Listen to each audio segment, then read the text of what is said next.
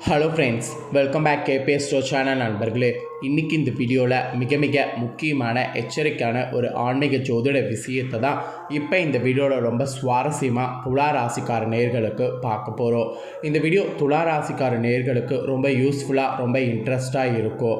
So துலா ராசியில் பிறந்தவங்க வீடியோவை ஸ்கிப் பண்ணாமல் பாருங்கள். உங்கள் ராசிக்கு என்ன பலன் கிடைக்க போகுதுங்கிறத இந்த வீடியோவில் தெரிஞ்சு இந்த பலன்களுக்கு ஏற்ப நடந்து பலன் பெறுங்க. ஆக்சுவலி இப்போ என்ன பலன்களை பார்க்க போகிறோன்னா, உங்கள் ராசிக்கு கிரகண பலன்களை தாங்க பார்க்க போகிறோம். என்ன கிரகணம் நடக்க போதா அப்படின்னு கேட்டிங்கன்னா, ஆமாம், கிரகணமானது நடக்க போகுது. கிரகணம் இப்போ தானே நடந்து முடிந்தது, இப்போ என்ன கிரகணம் அப்படின்னு சொல்கிறேன்னு நீங்கள் கேட்பீங்க. இப்போ கொஞ்ச நாளைக்கு முன்னாடி நடந்த கிரகணத்தோடு தொடர்ந்து இப்போ அடுத்த ஒரு கிரகணமும் இதே மாதத்தில் நடக்க போகுது. அதனால் இந்த கிரகணத்துடைய பாதிப்புகள் என்ன மாதிரி இருக்கும், இதிலிருந்து தப்பிப்பதற்கு நீங்கள் எப்படி நடந்துக்கணும் அப்படிங்கிற பலனை தான் இந்த வீடியோவில் பார்க்க போகிறோம். ஸோ துலா ராசிக்காரங்க எந்த நட்சத்திரத்தில் பிறந்திருந்தாலும் வீடியோ ஸ்கிப் பண்ணாமல் பாருங்கள். உங்கள் ராசிக்கு என்ன மாதிரியான பலன்லாம் கிடைக்கும் அப்படிங்கிறத தெளிவாக இந்த வீடியோவில் தெரிஞ்சுக்குங்க. உங்கள் ராசிக்கான பலனை தெரிஞ்சு அதற்கேற்ப நடந்து பலன் பெறுங்க.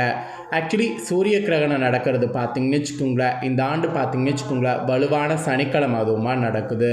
சனிக்கிழமை கரெக்டாக பார்த்திங்கன்னு வச்சுக்கோங்களேன், சனிப்பயிற்சியானது நடக்குது. சனிப்பயிற்சி அன்னைக்கு சூரிய கிரகணம் நடக்கிறது ஒரு ஆபத்தான விஷயமாக கருதப்படுது. ஸோ சூரிய கிரகணம் நடக்கிறதுனால சூரிய கிரகணத்துடைய தாக்கம் உங்களுக்கு வலுவாக ஏற்படும். இந்த கிரகண தாக்கத்திலிருந்து நீங்கள் தப்பிப்பதற்கு என்ன பண்ணும் அப்படிங்கிறத நான் உங்களுக்கு சொல்ல போகிறேன். ஸோ என்ன பண்ணும் அப்படிங்கிறத தெளிவாக இந்த வீடியோவில் தெரிஞ்சுக்குங்க. ஸோ தெரிஞ்சு அதற்கேற்ப நடந்து பலன் பெறுங்க. ஸோ சூரிய கிரகணம் நடக்கிறது பார்த்திங்கன்னு வச்சுக்கோங்களேன், மார்ச் மாதம் 29ஆம் தேதி அன்னைக்கு நடக்க போகுது. ஸோ சூரிய கிரகணம் மார்ச் 29ஆம் தேதி நடக்கிறதுனால மறந்தும் இதெல்லாம் அன்றைய நாளுக்கு செய்யக்கூடாது. எதெல்லாம் இந்த நாளுக்கு செய்யக்கூடாது அப்படிங்கிறத நான் இந்த வீடியோவில் உங்களுக்கு சொல்ல போகிறேன். ஸோ எதெல்லாம் செய்யக்கூடாது அப்படிங்கிறத இந்த வீடியோவில் தெரிஞ்சுக்குங்க. இந்த ஆண்டு ஒரே மாதத்தில் 2 கிரகணங்களானது நிகழ்ந்து, சமீபத்தில் சந்திர கிரகணமானது நிகழ்ந்தது. இதை தொடர்ந்து அடுத்ததாக சூரிய கிரகணமானது ஏற்பட இருக்கு. இந்த நாளில் நாம் என்ன செய்ய வேண்டும், எவற்றை தவிர்க்க வேண்டும், எந்த நேரத்தில் கிரகணம் நிகழ இருக்குது என்பதை சொல்ல போகிறேன். எல்லாத்தையுமே இந்த வீடியோவை ஃபுல்லாக பார்த்து தெரிஞ்சுக்குங்க.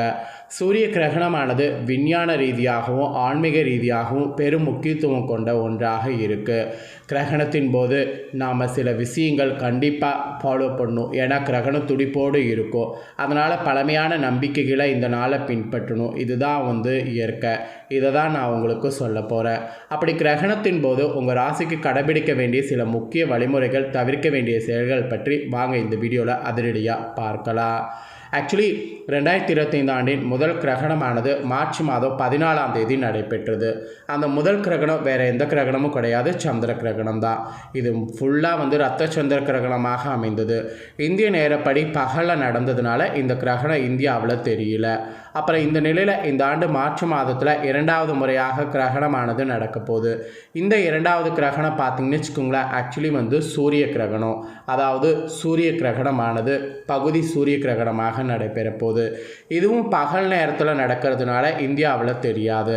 இதை ஆசியா, வட அமெரிக்கா, ஐரோப்பா, அதுக்கப்புறம் பார்த்திங்கன்னு வச்சுக்கோங்களேன், ஐரோப்பாவுக்கு பக்கத்தில் இருக்கக்கூடிய நாடுகள்லாம் இந்த கிரகணத்தை பார்க்க முடியும். ஆனால் இந்தியாவில் இந்த கிரகணம் பார்க்க முடியாது. இந்திய நேரப்படி பகல் 2:20 மணிக்கு கிரகணம் துவங்கி மாலை 4:17 மணிக்கு உச்சமடைந்து மாலை 6:13 மணிக்கு நிறைவடைய போகுது. இந்த சூரிய கிரகணம் இந்தியாவில் காண முடியாது என சொல்லப்படுது. இருந்தாலும் ஆன்மீக ரீதியாக இந்த சூரிய கிரகணம் என்பது பகல் பொழுதில் நடக்கிறதுனால இதனுடைய தாக்கம் பார்த்திங்கன்னு வச்சுக்கோங்களேன் அதிகமாகவே இருக்கும். அதனால் இந்த சூரிய கிரகணத்தின் போது கொஞ்சம் கவனமாக இருக்கணும் என்று சொல்லப்படுது. இப்படி இருந்தோன்னு வச்சுக்கோங்களேன், சில தீமையான விளைவுகள் ஏற்படுவதிலிருந்து தப்பிக்க முடியும். வாங்க அது என்னங்கிறத இப்போ நாம் பார்க்கலாம். ஃபஸ்ட்டு சூரிய கிரகணத்தின் போது கடைபிடிக்க வேண்டிய விஷயங்கள் பார்க்கலாம். கண்டிப்பாக பார்த்திங்கன்னு வச்சுக்கோங்களேன், இதை நீங்கள் கடைபிடிச்சிங்கனாவே ஓகேவாக இருக்கும். ஃபஸ்ட்டு கண்ணுக்கு பாதுகாப்பு கொடுக்கணும். கிரகணத்தை நேராக பார்ப்பது மிகவும் ஆபத்தானது. சிறப்பு இருக்கக்கூடிய கண்ணாடிகள் அல்லது தொலைநோக்கி மூலமாக மட்டுமே கிரகணத்தை பார்க்க வேண்டும்.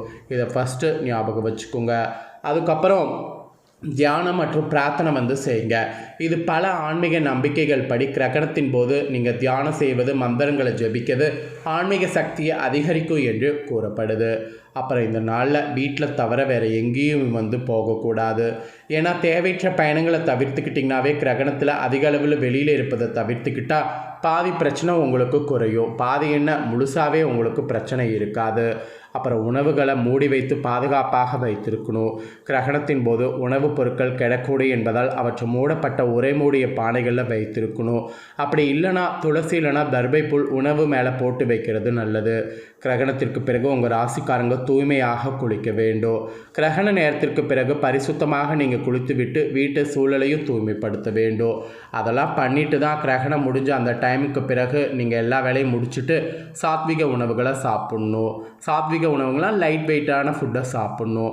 அப்புறம் கிரகண நேரத்தில் முதியவர்கள், குழந்தைகள், கர்ப்பிணி பெண்கள் உணவு சாப்பிட வேண்டும் என்பவர்கள்லாம் நீங்கள் உங்களுக்கு கண்டிஷன் கிடையாது. நீங்கள் சாப்பிடுங்க. பழங்கள், காய்கறிகள், தானியங்கள், நட்ஸு, பால் பொருட்கள் எடுத்துக்கோங்க. இதில் துளசி இலைகளை போட்டு எடுத்துக்கோங்க. அப்படி எடுத்துக்கிட்டிங்கன்னா பாதிப்பு வராது. இதெல்லாம் கண்டிப்பாக செய்ய வேண்டிய விஷயங்கள் செய்து கொள்ளுங்க. இப்போ சூரிய கிரகணத்தின் போது நீங்கள் தவிர்க்க வேண்டிய விஷயங்கள் இருக்குது. அது என்னங்கிறத சொல்கிறேன், அதை நோட் பண்ணிக்கோங்க. நேரடியாக இந்த நாளில் நீங்கள் வானத்தை சும்மா கூட பார்க்கக்கூடாது. சூரியனை இந்த நாளில் பார்க்கறத தவிர்த்துக்கிட்டிங்கன்னா கண்களுக்கு பாதிப்பு ஏற்படாமல் தப்பித்து கொள்ளலாம். அப்புறம் கர்ப்பிணி பெண்கள் நீங்கள் தவிர்க்க வேண்டிய விஷயம் என்னென்னா, இந்த நேரத்தில் வெளியில் செல்வது தவிர்க்கணும். அதை நீங்கள் தவிர்த்துக்கிட்டிங்கன்னா குழந்தைகளுக்கு பாதிப்பு ஏற்படாமல் தப்பிச்சு கொள்ளலாம், உங்கள் வயிற்றில் வரக்கூடிய குழந்தைகளுக்கு. அப்புறம் கிரகண நேரத்தில் நீங்கள் மேக்சிமம் உறங்க வேண்டாம். கிரகணத்தின் போது உறங்குவதை பலர் நீங்கள் தவிர்த்தாவே உங்களுக்கு பிரச்சனை வராது. ஏன் இதை நான் தவிர்க்க சொல்கிறேன்னா, உடல் மற்றும் மனசோர்வை அதிகரிக்கும். அதனால தான் வந்து தவிர்த்துக்குங்கிறத சொல்கிறேன். அப்புறம் கிரகண நேரத்தில் சாப்பிடாமல் இருக்கிறது நல்லது. மெயினாக சமைத்த உணவுகள், வெங்காயம், பூண்டு, அசைவம் இதெல்லாம் சாப்பிடுவதை தவிர்த்துக்குங்க. இதெல்லாம் உடலுக்கு ரொம்ப தீங்குகளை விளைவிக்கும். அதுக்காக தான் சொல்கிறேன். அப்புறம் மெயினாக கிரகண நேரத்தில் உங்கள் ராசிக்காரங்க கூர்மையான ஆயுதங்களை பயன்படுத்தக்கூடாது. கத்தி, கத்திரிக்கோள் போன்ற கூர்மையான ஆயுதங்களை சூரிய கிரகணத்தின் போது பயன்படுத்தக்கூடாது. மீறி பயன்படுத்தி இதில் ஏதாவது காயம் ஏற்பட்டதுன்னா அதுக்கப்புறம் அவ்வளோ சீக்கிரம் ஆறாது. அது உங்களுக்கு ஒரு வடுவாக இருக்கும். அதனால் கிரகணத்தின் போது அதெல்லாம் தவிர்த்துக்க வேண்டியது உங்கள் ராசிக்கு ரொம்ப நல்லது. ஸோ கண்டிப்பாக ஃபாலோ பண்ணுவீங்கன்னு நம்புகிறேன். இவ்வளோ நேரம் என்ன செய்யணும், என்ன செய்யக்கூடாதுங்கிறத பார்ப்போம் உங்கள் ராசிக்கு. இப்போ அடுத்ததாக உங்கள் ராசிக்கு இந்த கிரகணத்தினால் கிடைக்கக்கூடிய பலன்களை பார்க்க போகிறோம். ஸோ கிரகணத்தினால் உங்கள் ராசிக்கு என்ன பலன் கிடைக்குங்கிறத வாங்க பார்க்கலாம். துளாராசி அன்பர்கள் யார் யாரையோ எவ்விதத்தில் பயன்படுத்தி கொள்ள வேண்டும் என்பதை அறிந்தவர்கள் நீங்கள். இப்படி அறிந்த நீங்கள் சிறு துரும்பும் பல்குத்த உதவும் என்பதை உணர்ந்து இந்த சூரிய கிரகணத்தில் செயல்படணும். இதுதான் உங்களுக்கு ஒரு பழமொழியாகவே சொல்லப்பட்டிருக்கு. அதாவது சின்ன விஷயமா இருந்தாலும் அது நமக்கு ஏதாவது ஒரு வகையில் உதவும் அப்படிங்கிறத உணர்ந்து எல்லா விஷயமே ஏற்று நடந்துக்கணும் என்று சொல்லப்படுது. இப்படி இருந்தீங்கன்னா சிறப்பு பலனாக உங்களுக்கு இந்த கிரகணத்தில் நிறைய பலன் கிடைக்கும். அதில் உத்தியோகத்தில் உங்களுக்கு என்ன பலன் கிடைக்குன்னா, வேலைக்கு செல்லக்கூடிய அத்தனை பேருக்கும் உங்கள் ஊழியர்களிடம் உங்கள் குடும்ப விஷயத்தை பகிர்ந்து கொள்ள வேண்டாம். மீறி பகிர்ந்து கொண்டிங்கன்னா அது ரகசியமாக இருக்காது, அதுவே உங்களுக்கு ஆபத்தாக முடியும். அதனால் எந்த ஒரு விஷயமும் பகிர்ந்து கொள்ள வேண்டாம். பகிர்ந்து கொண்டீங்கன்னு வச்சுக்கோங்களேன், அந்த பகிர்வே உங்களுக்கு பயங்கர ஆபத்தாக முடியும். அதனால் உத்தியோகத்தில் இருக்கக்கூடியவங்க அத்தனை பேரும் துலா ராசிக்காரங்க இதை தெரிஞ்சு உஷாராக இருங்க. அப்புறம் வியாபாரம் செய்பவர்களாக இருந்தீங்கன்னா உங்களுடைய சொந்த தொழில் செய்யக்கூடியவங்களுக்கு உங்கள் தொழிலில் தொழில்நுட்பத்தை புகுத்துங்க. நல்ல தொழில்நுட்பத்தை புகுத்தி மேன்மைக்கு கொண்டு வாங்க. அதுதான் உங்களுக்கு தொழிலில் பயங்கர வரவேற்பை வந்து கொடுக்கும். அதுக்கப்புறம் கணவர் வீட்டு உறவினர் வந்து போவாங்க. அதெல்லாம் கொஞ்சம் நீங்கள் அட்ஜஸ்ட் பண்ணி தான் ஆகணும். அப்புறம் குடும்பத்தை நிர்வகிக்கக்கூடிய உங்களுக்கு நிறைய கடன் பிரச்சனைலாம் இருந்ததில் அதெல்லாம் ஆகலும். கணவருடைய பேச்சு அர்த்தமுள்ளதாக உணர்வீங்க. எல்லாத்துக்கும் மேலே கலைஞர்களுக்கு புதிய நபர்கள் உங்களுக்கு சிபாரிசு இந்த கிரகண டைமில் செய்வாங்க. மாணவ மாணவிகளுக்கு படிப்பில் இன்ட்ரெஸ்ட் அதிகரித்து தானாகவே மற்றவருடைய தூண்டுதல் இன்றி படிக்க துவங்குவீங்க. உடல் நலத்தில் கவனமாக இருக்கணும். வெளியிடங்களில் உட்கொள்ளக்கூடாது. ஸோ இதெல்லாம் தான் உங்களுக்கு எச்சரிக்கையாக சொல்லப்பட்டிருக்கு. மற்றபடி ஓகே தான். ஸோ இந்த மாதிரியான சிறப்பு பலன்கள் தாங்க நீங்கள் பெற போறீங்க. இந்த சிறப்பு பலன்களை நீங்கள் தெரிஞ்சு பலனடைகிறது போல் உங்கள் ஃப்ரெண்ட்ஸ் ஃபேமிலியில் இருக்கிறவங்களும் தெரிஞ்சு பலனடையணும் அப்படின்னு நினச்சிங்கன்னா வீடியோ லைக் பண்ணி ஷேர் பண்ணுங்கள். வீடியோவை உங்கள் ஃப்ரெண்ட்ஸ் ஃபேமிலியில் இருக்கிறவங்களும் வந்து பார்க்கட்டும். அவங்களும் வந்து உங்களை போல் துலா ராசிக்காரங்களாக இருந்தாங்கன்னா இந்த தாள்களை தெரிஞ்சு இதற்கேற்ப நடந்து பலனடையட்டும். ஸோ கண்டிப்பாக வீடியோ லைக் பண்ணி ஷேர் பண்ணுங்கள். உங்கள் ஃப்ரெண்ட்ஸ் ஃபேமிலியில் இருக்கிறவங்களும் துலா ராசிக்காரங்களாக இருந்தாங்கன்னா இதை பார்த்து பயனடையட்டும். ஸோ வீடியோ லைக் பண்ணி ஷேர் பண்ணுங்கள். நெக்ஸ்ட்டு இதே போல் நம்ம சேனலில் நிறைய வீடியோ போடப்படும். அதை எல்லாத்தையுமே உடனுக்குடனே தெரிந்து கொள்ள மறக்காமல் நம்ம சேனலை சப்ஸ்கிரைப் பண்ணி பெல் பண்ண ப்ரெஸ் பண்ணி வச்சுக்கிட்டிங்கன்னா உடனுக்குடனே தெரிந்து கொள்ளலாம். ஸோ சப்ஸ்கிரைப் பண்ணாமல் இருக்கிறவங்க சப்ஸ்கிரைப் பண்ணி பெல் பண்ண ப்ரெஸ் பண்ணிடுங்க. நெக்ஸ்ட்டு இதே போல் சுவாரஸ்யமாக வேறொரு வீடியோவில் வந்து உங்களை சந்திக்கிறேன்.